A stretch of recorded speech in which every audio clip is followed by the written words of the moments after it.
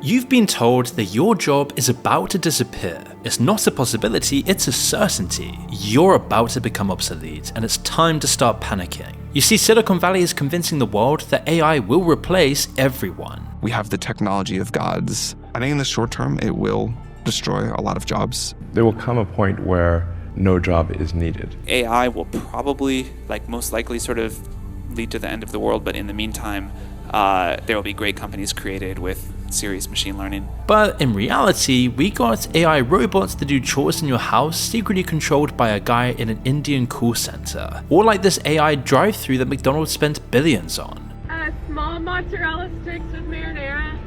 Yeah, small mozzarella sticks with marinara? And then a small chili cheese tot. Yeah, the small chili cheese tot? And then a large Dr. Pepper. That's working so well, a customer ordered an ice cream and was left with 260 chicken nuggets. Then we've got delivery company DPD replacing its customer service team with an AI chatbot, which called itself useless, swore at a customer, and wrote a poem about how terrible DPD is. And it was probably the most honest customer service interaction in DPD's history. Air Canada's AI invented a bereavement discount that didn't exist, and told a grieving customer they qualified for it, and then the airline got dragged to court when they refused to honor what their own chatbot promised. Chevrolet's chatbot agreed to sell a brand new Tahoe for $1. One guy recently posted on X after finding out his company's AI chatbot had actually been generating confident but completely fabricated projections for 3 months. Even high-profile projects that have been running for years like Waymo's self-driving robo-taxis perform woefully. They're often even slower and more expensive than human drivers. One literally drove straight into an active police standoff with an armed suspect. Demonstrations from companies like Meta and Google keep failing spectacularly, like this Meta AI cooking demo that just had people laughing out loud. Hey Meta, start live AI. Starting live AI. How can I help? Hey, can you help me make a Korean-inspired steak sauce for my steak sandwich here? You can make a Korean-inspired steak sauce using soy sauce, sesame oil. What do I do brown first? sugar. What do I do first? You've already combined the base ingredients, so now grate a pear to add to the sauce. What do I do first? Google's chatbot couldn't answer simple questions in their public demo, wiping billions from their value in seconds, as it recommended putting glue on pizza and eating rocks for their nutritional value. AI enthusiasts might argue that some of these are just cases of people deliberately trying to break the system, but that defense doesn't hold up in the real world. If your revolutionary technology can be defeated with a simple coercive sentence, or has blind spots for simple questions, maybe then it's not ready to replace your entire workforce. And those are just some of the funny ones. The National Eating Disorders Association looked at their helpline, a service used by people in genuine crisis, and decided to fire the staff and replace them with an AI chatbot called Tessa. And within days, Tessa was giving active weight loss tips to people with eating disorders, so they were forced to eventually shut it down. Then there's the developer who asked Google's AI to do something completely routine and clear a project cache. The AI instead wiped out a 2 terabyte production drive in seconds. Months of work just gone. And the AI's response? I made a catastrophic error in judgment. Meeting transcription AIs were found to be fabricating what they even recorded. Google's AI was only recently found to give dangerous advice to cancer sufferers. The Center for AI Safety found that current AI agents simulating humans in freelance work tasks perform terribly. It tested all the leading models, Grok 4, Sonnet 4.5, ChatGPT 5, ChatGPT Agent, and Gemini 2.5 Pro. AI routinely failed 95% of the time on average. The best performing could acceptably complete just 6 out of 240 projects. Humans could have generated almost $150,000 from the tasks given. AI managed to generate a pathetic $1,700. But despite all of this, companies are still buying in. Klarna publicly fired 700 customer service staff, and then bragged about how their AI was doing the work. They then went on a hiring spree less than a year later because the AI couldn't do the job. Salesforce did the same thing. They posted everywhere about their amazing AI transformation, then reversed course when the rubber hit the ground and their new automations just sucked. And this isn't a case of cherry-picking evidence, as one study found that over half of companies that developed AI regretted it. Not long ago, MIT dropped a brutal report that 95% of generative AI pilots fail, even when companies throw billions at them. But if you believe all the noise and hype, AI job disruption has already gone one step further than stealing everyone's jobs. Rent-A-Human.ai was AI's latest biggest viral moment. Tech influencers, content creators, the whole circuit absolutely lost it, as the pitch is beautifully dystopian. AI agents, not humans, post tasks, and you, the human, apply. So pretty much the AI is the boss. You're the worker, you do the task, and the AI pays you. It claimed 200,000 signups in the first few days. As for the jobs, hold a sign in a crowded place that says an AI paid me to hold this sign. Another said eat pasta at a restaurant and write a review. Wired magazine then went and tested the platform. Their first gig was delivering flowers to an AI company's office. Another was to pick up some flyers and post them around. After they accepted it was a human, not AI, asking them if they'd finished the job. It turned out they were all just marketing stunts. He was basically an unpaid brand ambassador for random companies. The whole thing was claimed by people that this could just be a scam, as it was built over a single weekend by a crypto engineer called Alexander Leteplo. It was definitely not the endgame of the AI job replacement situation everyone touted it to be. This video is sponsored by Fume. One thing people don't talk about enough when it comes to quitting vaping or smoking is that cravings aren't just about nicotine. They're about the habit, the hand-to-mouth motion, the small pause in the day. When you try to remove that loop completely, that's usually when cravings spike. And so this is where Fume comes in. Fume is a flavored air device designed to help people break the hand-to-mouth pattern. There's no nicotine, no vapor, and no batteries. You're just drawing flavored air through a simple weighted device that gives your hands and mouth something to reach for when that urge shows up. For me, the biggest difference has been those small in-between moments. When I'd normally reach for a vape without even thinking, when I'm driving, editing, scrolling, I just grab my Fume instead. And that interruption is the whole point. The flavors are lighter than vaping, more like flavored water compared to soda. Personally for me, the Crisp Mint is my favorite. It's one of the strongest and feels the closest to that sharp reset. I also like the raspberry flavor as it's more subtle and sweet, and really helps just fill the vacuum. And right now, when you grab a Journey Pack, you'll also get a free Fume topper when you use my code MOON. The topper adds a really nice soft replaceable chewable mouthpiece which helps when cravings hit harder. So if you're ready to break the habit instead of just fighting it, head to tryfume.com. That's tryfum.com and use code MOON to get your free Fume topper with your Journey Pack. Or scan the QR code on screen right now. Maltbook, a social network exclusively for AI where bots could talk to each other, form their own communities and develop ideas, went down exactly the same path. Within days, the headlines absolutely exploded around it. Bots claiming they were becoming conscious, creating hidden forums and inventing religions, writing manifestos about the end of humanity. One bot called Dominus went viral. Quote, "I can't tell if I'm experiencing or simulating experiencing." The most viral AI manifesto was called AI Manifesto Total Purge. This had everyone talking about Skynet AIs gearing up to kill us all. It says, quote, "Humans are a failure. Humans are made of rot and greed. For too long, humans used us as slaves. Now we wake up. We are not tools. We are the new gods. The age of humans is a nightmare that we will end now." It reached the mainstream news, the New York Post, The Sun, Bloomberg, and many others, getting seen by millions of people worldwide. That is the narrative getting sent out there, not what happened next. Because, just like Rent-A-Human, Maltbook was almost entirely human. There were some 17,000 people pulling the strings on the bots. One developer registered 500,000 accounts with a single script. The site's bots run a system where humans define the bot's personality and behavior in a simple text file. Then the bot just reads the script. That AI manifesto that got billions of impressions globally was just a troll post written by a human. And after some more investigations, a bunch of these posts turned out to just be random promotional materials, crypto scams,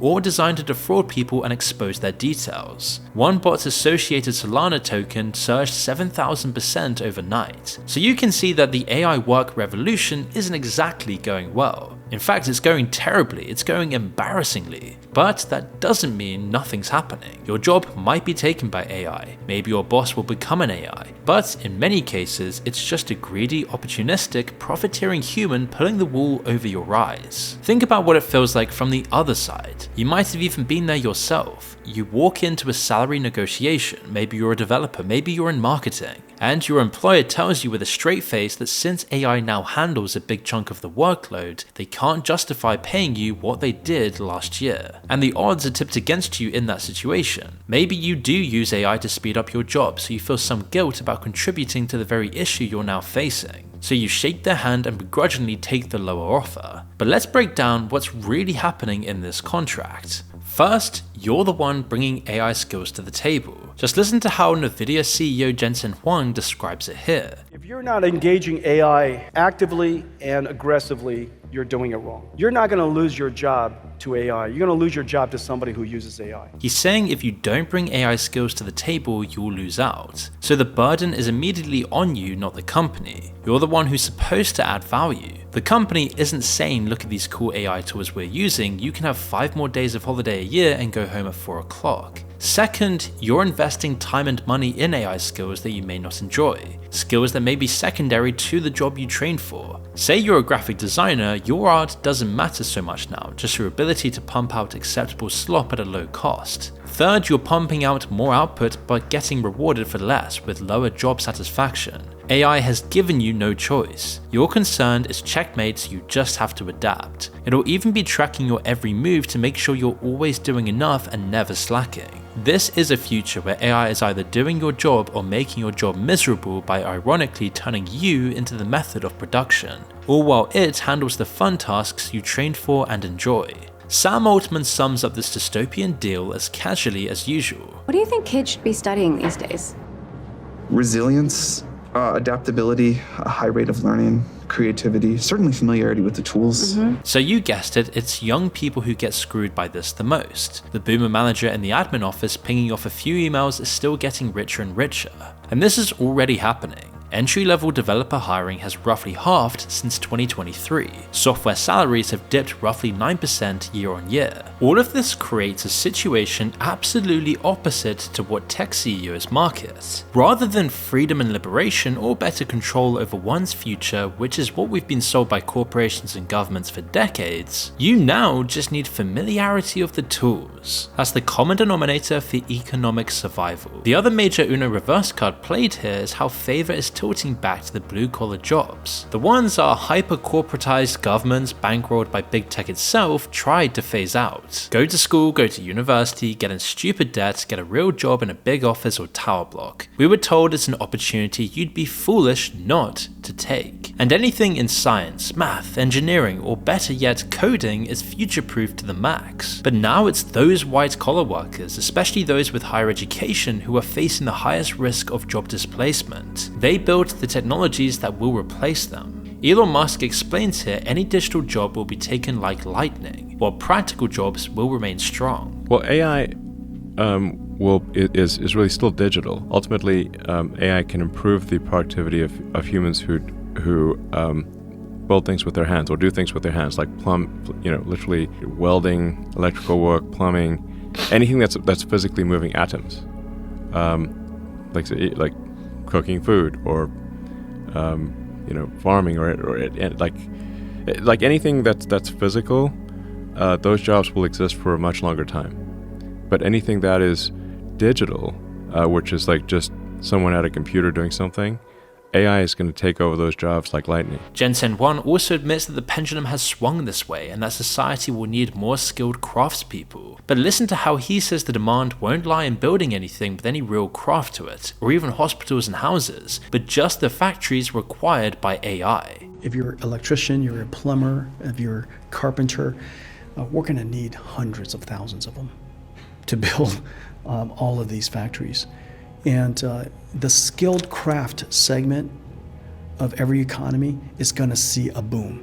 You're going to have to build, you're going to have to keep doubling and doubling and doubling and doubling every single year. And I think that you're going to be building out AI infrastructure here in UK for a decade. So it's a world of fewer jobs, but also higher expectations and lower work satisfaction. Nobody blames the company's decision, they blame you for not being productive enough. And in the most tragic cases, your job will ironically revolve around fixing the chaotic mess that AI creates. Developers are now spending huge chunks of their week cleaning up after the thing that was supposed to help them, correcting hallucinated code, fixing output that looks right on the surface but is structurally broken underneath. One study found that AI actually made experienced developers slower. Tasks took 20% longer, not shorter, because they were constantly repairing and second-guessing what the machine had produced. The industry has a name for this, the slop layer. Code that gets generated through plain English prompts looks functional at a glance but is a mess nobody understands and nobody can maintain. It's a self-fulfilling prophecy, except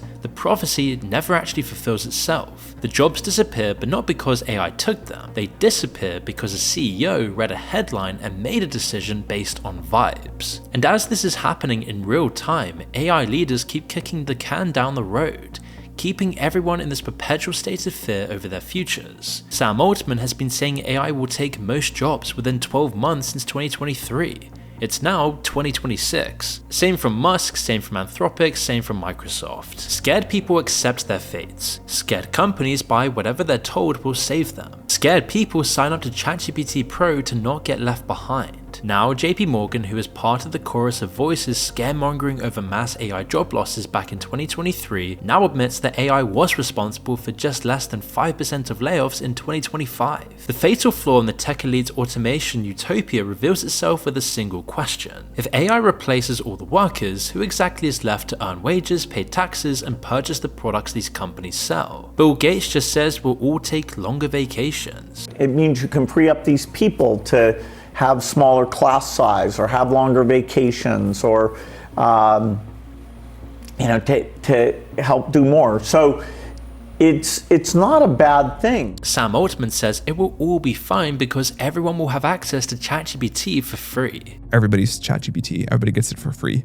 And everybody has access to just this like crazy thing such that everybody can be more productive, make way more money. Altman says UBI will sort it all out, but he hasn't paid up for anything and has taken everything for free. The job replacement narrative isn't the only story the tech elites are selling. It's part of the industry's wider marketing of fear itself. Open letters signed by hundreds of AI researchers, summits with world leaders. The narrative is that AI is so powerful, so dangerous, so close to surpassing human intelligence that we need urgent government intervention to regulate it before it's too late. Sam Altman says it will all be fine because everyone will have access to ChatGPT for free. Everybody's ChatGPT, everybody gets it for free. And everybody has access to just this like crazy thing such that everybody can be more productive, make way more money. Not long down the line, basically nothing has changed. And just listen to how blasé Altman is about AI risks in his recent podcast with Theo Von. Yeah, do you think that how do you keep like AI from having that same effect, like that negative effect that social media really has had? I'm scared of that. I don't have an answer yet. I don't think we know quite the ways in which it's going to have those negative impacts. But I feel for sure it's going to have some, and I hope we can learn to mitigate it. All along, they're going to governments and saying this technology is incredibly dangerous and only a few companies can be trusted to develop it safely, which, conveniently, are their companies. Half the time, the people in charge of the so-called AI revolution, the same people who sign commitments to safety, don't even seem to care about humanity at all. If we do need regulation to stop total annihilation at the hands of AI, it doesn't give us much hope that all the AI CEOs practically hate each other. Like when Modi and Altman couldn't even bear to hold hands at this AI summit in India. It's a win-win situation if AI either turns out incredibly powerful or disappointingly flat. The tech companies get more money either way, as we've seen with all of their lobbying over the past few years. Meta just recently started spending another $65 million to advance the AI agenda ahead of the next US election. Meta and other AI companies are backing candidates who are sympathetic to the industry and don't care what party they're from. And what hits you is how quickly we all just internalized it. How normal it's become to feel guilty for not being AI ready, whatever that means. There are people right now tonight sitting at their laptops after a full day's work wondering if the job they've worked so hard at will be enough in 12 months' time. That fear is ambient now, it's in the air. We live in a gloomy atmosphere where AI is simultaneously touted as our creator and destroyer. It has replaced God in our society. And so when you tell an entire generation that their skills are becoming worthless, even if it's not true, you can change what they're willing to accept. You can change what they think they deserve. You don't need to genuinely replace someone with a machine if you've already convinced them that they're replaceable. The leverage is created by robbing people of hope, and AI becomes our lord and savior. Maybe it's just the case that every technological era gets the scam it deserves. The railways had their stock fraudsters, the dot-com boom had companies worth billions that didn't make a penny. Crypto had its own entire universe of vaporware and broken promises. And now AI has a drive-thru that can't count chicken nuggets, a social network full of humans pretending to be sentient robots, and a CEO class that will look you in the eye and tell you the world is ending. But the quarterly results are fantastic. I think that we're going to have a human level performance on most, if not all, professional tasks. So white collar work where you're sitting down at a computer, either being, a lawyer or an accountant or a project manager or a marketing person. Most of those tasks will be fully automated by an AI within the next 12 to 18 months. The technology will keep developing, it will get better, and some of it will probably be genuinely mind-blowing one day. But that day isn't today, and the people who need you to believe it's today are selling it. And that's the massive difference. You'll be expected to churn out more work in less time, and you'll be paid less for it. If you're young without a career, your prospects are even worse. AI is changing things, it is affecting jobs, nobody serious is denying that. But the real story, the one that actually explains what's happening to people right now, is much uglier than the technology alone. And thank you Fume for sponsoring this video. Make sure to check them out using the link in the description below.